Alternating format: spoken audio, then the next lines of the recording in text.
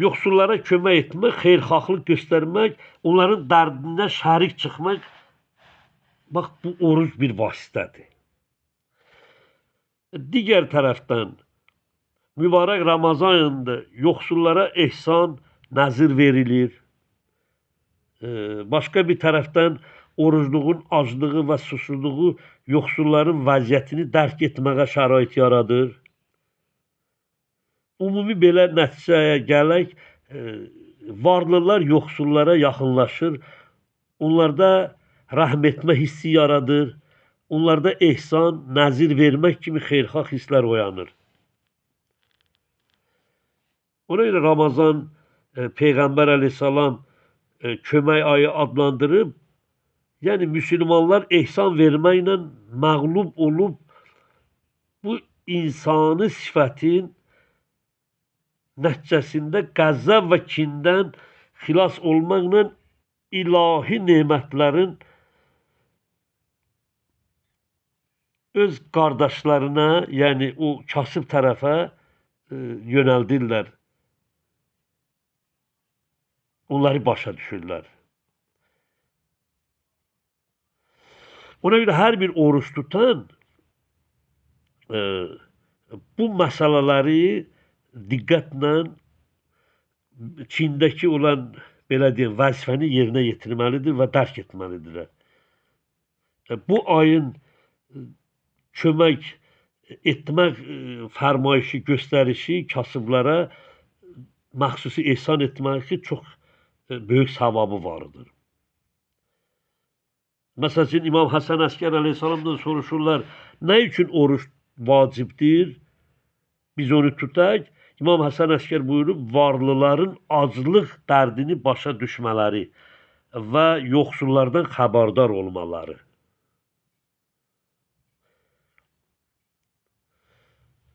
Hişam İmam Sadiq əleyhissalamdan oruç tutmağın səbəbini soruşduqda, İmam belə buyurdu, Allah oruç tutmağı ona görə vacib edib ki, varlı və yoxsul bərabər olsun. Varlı aclıq zülmünü hiss edib kasıb tutsun. Allah bəndələri arasında eyniliyin, bərabərliyin olmasını və varlının da aclıq zülmü çəkməyini istəyir ki, o aclıq zülmünü çəksin, o kasıbları düşünsün. Əgər deyir, belə olmasaydı, varlılar yoxsul və aclara heç vaxt rəhm etməzdilər. Əzizlər, bəli, dua ayıdır, ibadət ayıdır, bağışlamaq ayıdır, tövbə ayıdır, Allaha dönüş ayıdır bu ay. Məsum əleyhissalamlardan hədislər var ki, möminlər bu ayda dualarını, sayını artırsınlar. Allah Taala'nın köməyi ilə ali varlığın zatına yaxınlaşsınlar. İnsanlar Allaha üst tutmaqla daxillərini saflaşdırıb bağışlamalarını istəsinlər. Məsum İmam əleyhissalamlar buyururlar, bu ayda günahlar bağışlanar. Ona görə də səhvi olan heç bir kəs namid olmasın. Səhvi olan heç bir kəs. Bu ayın bərəkətlərindən istifadə etmək, Allaha tərəf dönmək, öz günahlarını yumub, olub keçənləri islah etmək üçün böyük imkandır. İmamlarımız buyurur.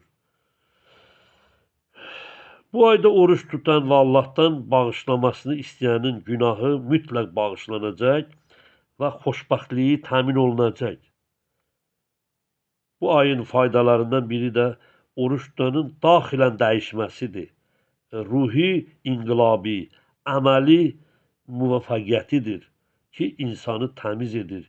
Günahların nəticəsi olan ilahi əzabdan xilas edir və zülmətdən xeyirxahlıq işığına, böyük Allahın mərhəmət və mehribanlıq işığına tərəf aparır.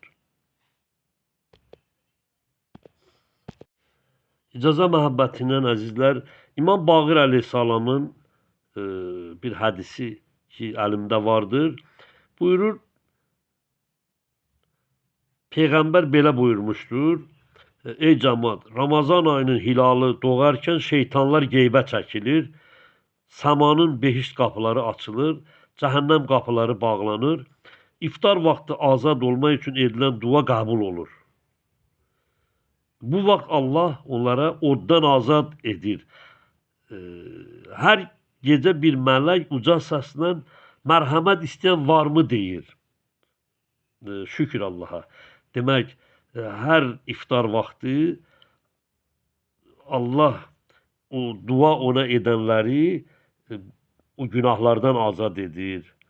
Onların istədiyini Allah onlara verir, qəbul edir. Buyurur, hər gecə bir mələk hətta 30 günün içində mərhəmət istəyən varmı deyir.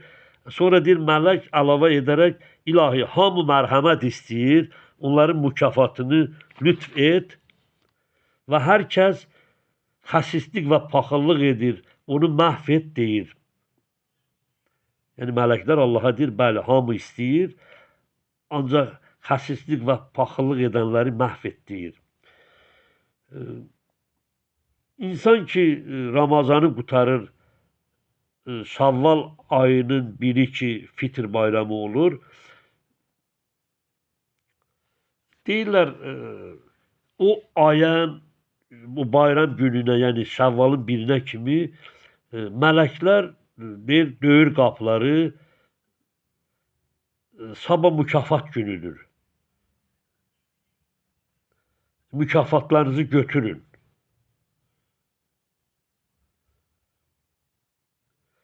Və İmam Sadiq əleyhissalamdan hədis var ki, deyir, and olsun canımız əlində olan o Allaha ki, o mükafat dinar və dirhəmdən ibarət deyil. O qəbz paylayırlar, göydən mələklər Fitr bayramı günü gələn o oruç tutanlara cənnəti mükafatıdır. İmam bildirmək istəyir ki, o cənnət mükafatıdır, dünya dirhəm və dinarları deyil. İmam Sadiq əleyhissalamdan buyurur ki, Peyğəmbər belə əleyhissalam nəql edib, oruç tutan insan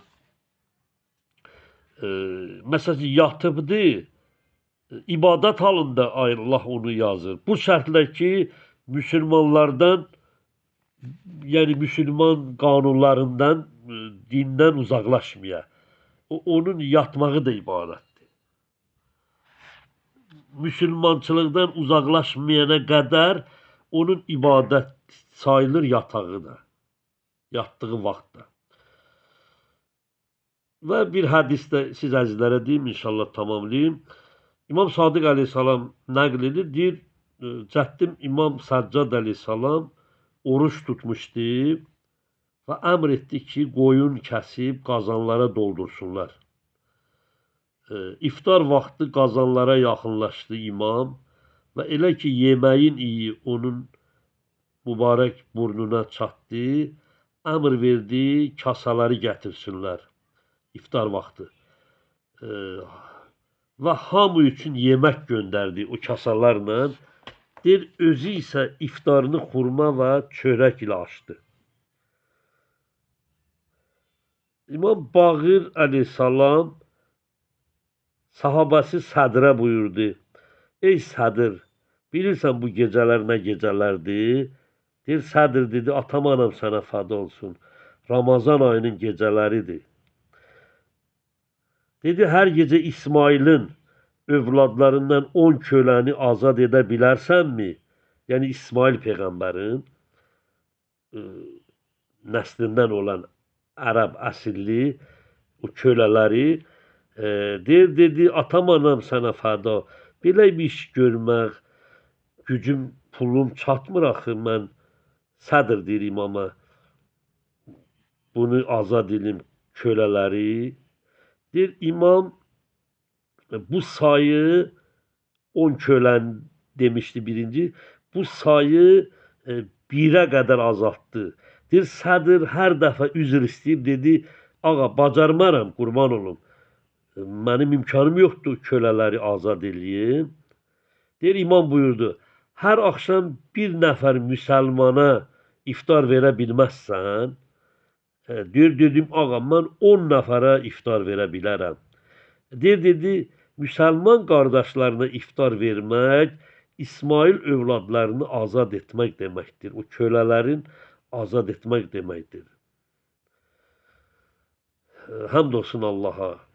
İmam Sadiq əleyhissalamdan hədis gəlir, buyurur ki, oruç tutanların yuxusu ibadət, nəfəs çəkmələri şükür deməkdir. Onlar ki, nəfəs çəkir, o şükür deməkdir. Allah Teala Ramazanı bəyəndiyi şəkildə axıracan ibadət halında olmağımızı, hamılarımızı muvaffaq eləsin inşallah. Amin ya Rabbel alamin.